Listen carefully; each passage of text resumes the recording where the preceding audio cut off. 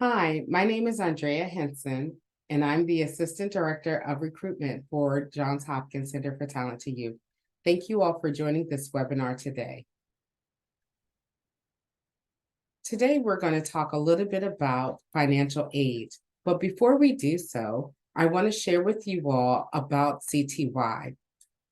CTY was founded in 1979, and since then, we've worked with tens and thousands of bright kids from all over the world. While no two gifted children are the same, we know they share some common characteristics. We know that they need challenging, exciting coursework and classes that allow for both acceleration and enrichment. We know that bright kids need instructors who are skilled at working with advanced learners and who know how to keep them engaged. We also understand the importance of social connection with other bright kids and with other kids who have shared similar interests or similar passion.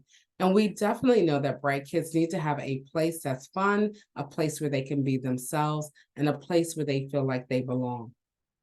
We know that they need all of these things. And this is what we do at CTY. We help bright kids thrive by giving them the tools, learning experiences, social connections, and confidence to be themselves, to set high goals, and to work towards accomplishing them. So, what is CTY?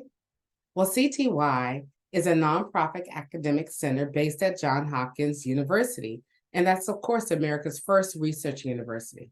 And we're continually advancing the field of gifted education through peer-reviewed, published research into how advanced students learn and what they need to thrive. As part of Johns Hopkins University, we have access to a community of world-class experts in fields like engineering, medicine, bioethics, public health, arts and science, and many more. And we draw on them when we're looking at staffing our program, obtaining grant funding, and taking data-driven approaches to talent identification and curriculum development. Some exciting examples of this cross Johns JHU collaboration include working with engineering colleagues to think through the use of artificial intelligence in the classroom and using cutting-edge machine learning techniques to assess students' cognitive abilities. So what does CTY offer? Well, we are truly global in serving thousands of students from around the world each year through our two major programs. Our on-campus program that provides in-person experiences for students during the months of June, July, and August. And then we have our online program that provides courses all year long and is designed to fit every schedule. So now that you've gotten a little overview of CTY and what we offer, we're going to take a deeper dive today. Our focus for today is really about financial aid. We're going to have a brief overview of CTY's financial aid process. We'll talk about eligibility for financial aid, how to apply for financial aid, and the steps after you've applied. Joining me today is Melissa Nehmer, and she is the Assistant Financial Aid Manager. And so she's going to take you through the rest of the presentation after she introduces herself. Thank you, Melissa, for joining us today. You can take over. Hello again, my name is Melissa Nehmer and I'm Assistant Financial Aid Manager here at CTY. And my role is to review our financial aid applications as well as assist our families through that process. CTY's financial aid program strives to reduce financial barriers for students to enroll in our programs. Financial aid is available for in-person and online programs. We strive to ensure that students from all backgrounds have equal access to opportunities of appropriate academic challenge, regardless of their demographic, educational, and social cultural circumstances. Through financial aid, we aim to advance CTY's mission to advance the field of gifted education through research on testing, programs, and other supports for advanced learners. We know that advanced learners come from every community and every demographic, and so we aim to understand and inform how these students need to be nurtured to achieve their full potential as learners and global citizens. At CTY, our financial aid is financial assistance. It is not something that has to be repaid. It's more like a need-based scholarship program. We have a couple different types of aid that is available. The first is aid that is for students who are income eligible. And what that means is they demonstrated financial need per our review of their financial aid application and financial aid documents submitted. Then we have funds that are for our students who are income eligible and meet special donor criteria. For example, some donors may wish to offer aid to students in a special program or who live in a certain area of the country or want to enroll in a certain type of course. And then we have some special funding that is available for some international students through specific donors and partnerships that we have, such as our Hong Kong Scholars Program. To be eligible for aid, a student must be a U.S. citizen, permanent resident green card holder, or permanently reside in the U.S. And what it means to permanently reside in the U.S. means the student plans to live indefinitely in the U.S. regardless of their immigration status. So the student must satisfy one of those three criteria. They also must demonstrate financial need. And to determine that, we take into consideration the household income, any discretionary resources such as savings, income that's not earned from work, etc. We also take into account the family size, because we know that a family's household size affects how far that dollar can stretch. And we also will consider any special financial circumstances a family may have been experiencing in the recent year, such as a job loss or unexpected medical expenses that aren't covered by insurance. Since we know income can vary from year to year, students must apply annually. Receiving aid or not receiving aid one year does not necessarily guarantee you'll receive or not receive aid in the following year. Students also may only receive aid for one course per application, and course limits may apply. To reach as many families as possible, CTY must pace our support throughout the entire year.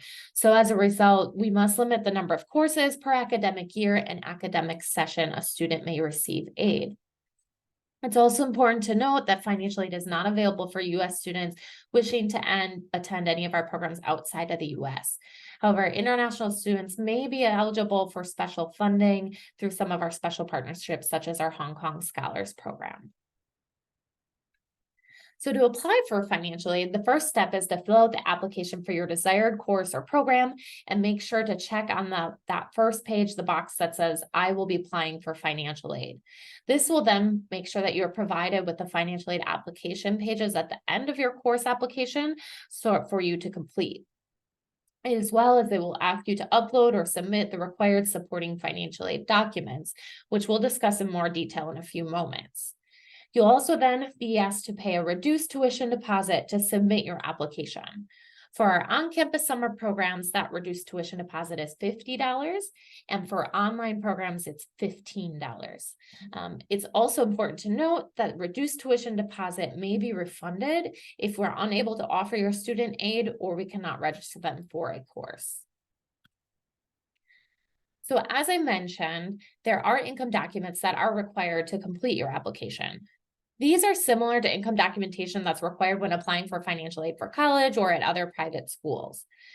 From the required tax year, we're going to ask that you submit your complete federal tax returns, all corresponding W-2 or 1099 forms that you received and used to report the income on your tax returns, the Form 482 or Planilla, which is the federal tax return for Puerto Rican residents, and then any documentation of non-taxable income such as SSI, Social Security benefits, child support received, etc. So we request that the income documents you submit are from 2 years prior to the academic year in which you are applying. Currently, right now, we are in academic year 2024, so we are asking for 2022 tax documents.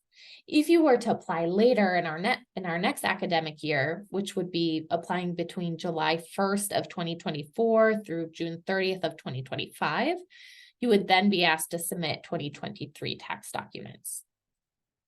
If you are not required to file or have not yet filed a federal tax return from the required tax year, please submit a written explanation so that we can, with your application, so we can determine alternative documentation that may be able to be submitted.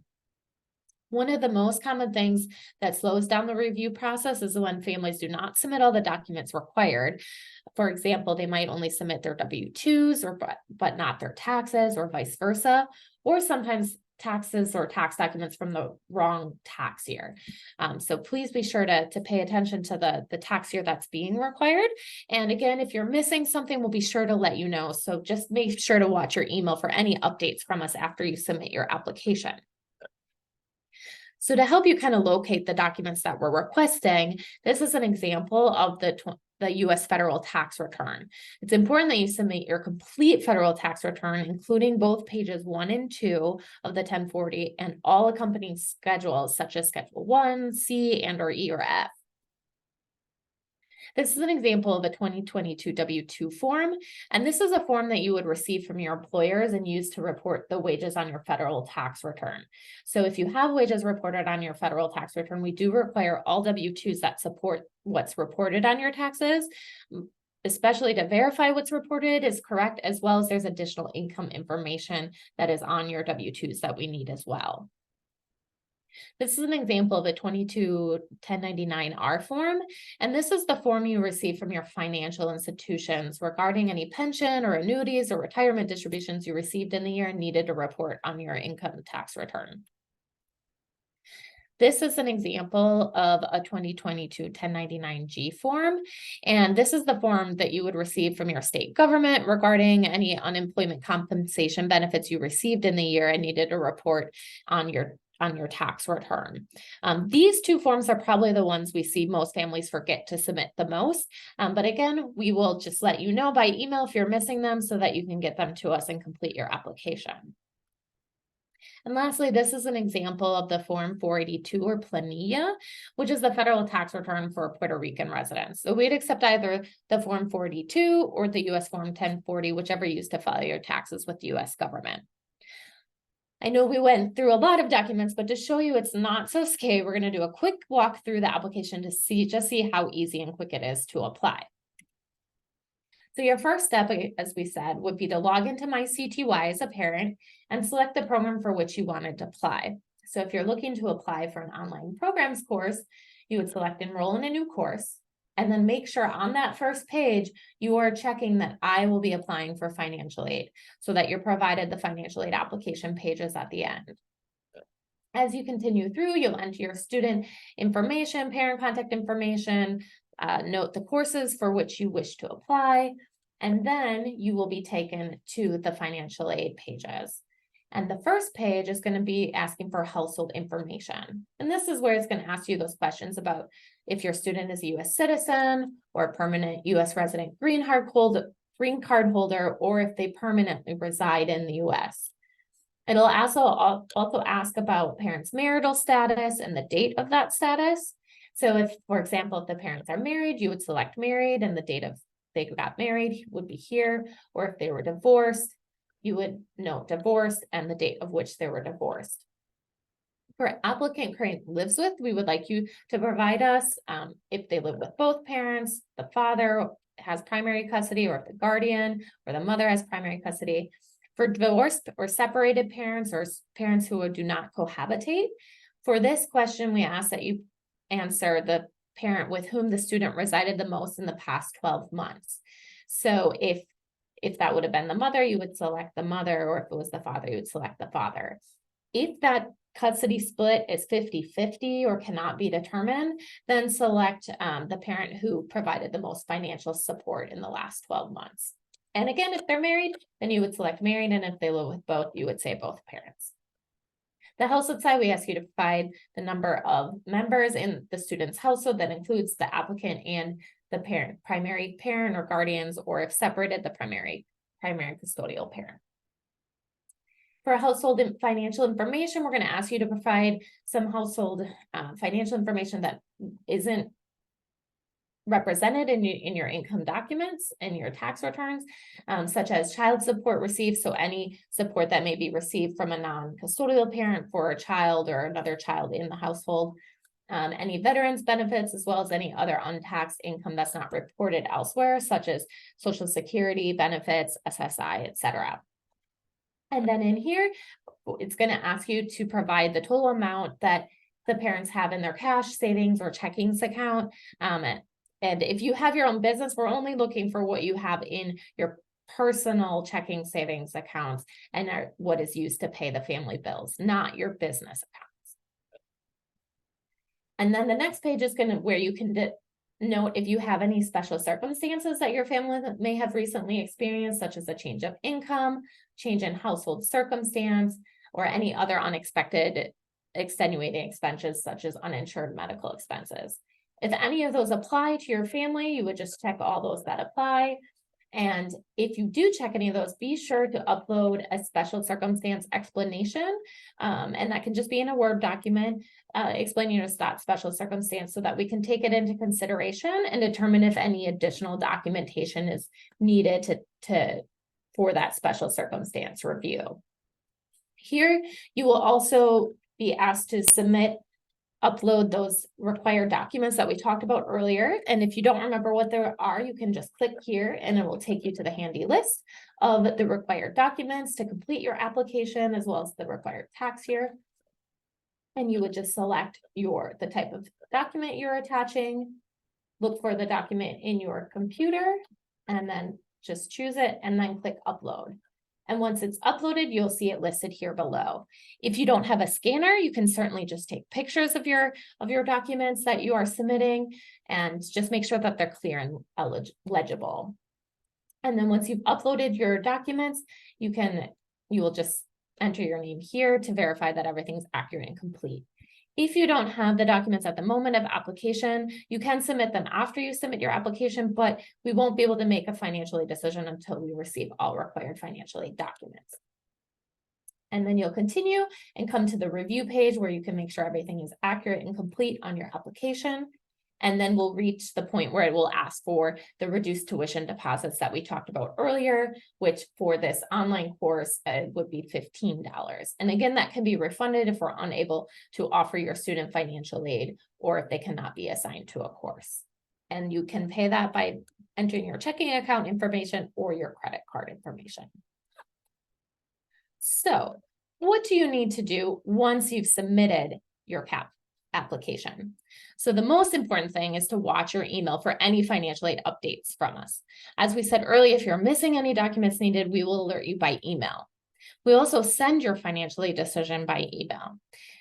If we're able to offer a financial aid award to you, your award email will notify you of the resulting course balance, as well as the required payment that's needed to secure and confirm your award. And you can do that. You'll be given directions of how to submit that required payment and to confirm your award and secure that registration. It's important that you confirm acceptance of your award by the deadline noted in your award email, because if we don't receive that confirmation and require payment by the deadline, we may cancel your award offer. If we're unfortunately unable to offer aid for our on-campus summer programs, if you would like to still be considered for course assignment consideration, you would need to submit a full tuition deposit, and that can be submitted through the My CTY portal. For our online programs, if you would like to be registered for the course for which you applied, you would first need to submit a full tuition payment or the first installment of an approved payment plan in order to move forward with the registration process. Now, regardless of whether or not we can offer a student aid, we understand that CTY programs are an investment, and we are committed to making them affordable to students. And paying with a payment plan can help, and CTY does offer this option. A payment plan will break the course balance into monthly payments based on when the payment plan is requested and when the total course balance is due. To request a payment plan for our on-campus summer programs, if a family is awarded financial aid, you can do so when you confirm acceptance of your financial aid award in the My CTY portal.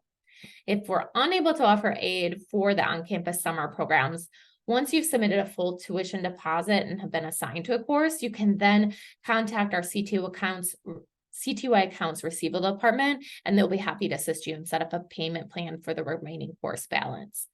For our online programs, if you're offered aid or unable to be offered aid, to set up a payment plan, you would also go through our accounts receivable department to set that up, and they are always happy to assist in setting up those payment plans for you. So now that you know how to apply and what to do after you apply, when should you apply? The answer is as early as possible after your desired program application opens. While we strive to meet the needs of all of our families to attend our program, CTY is a nonprofit and we have limited funds available. As a result, there are times we're unable to provide aid to all families who apply each year. So we encourage that families apply for aid as early as possible once the application for their desired course or program is open.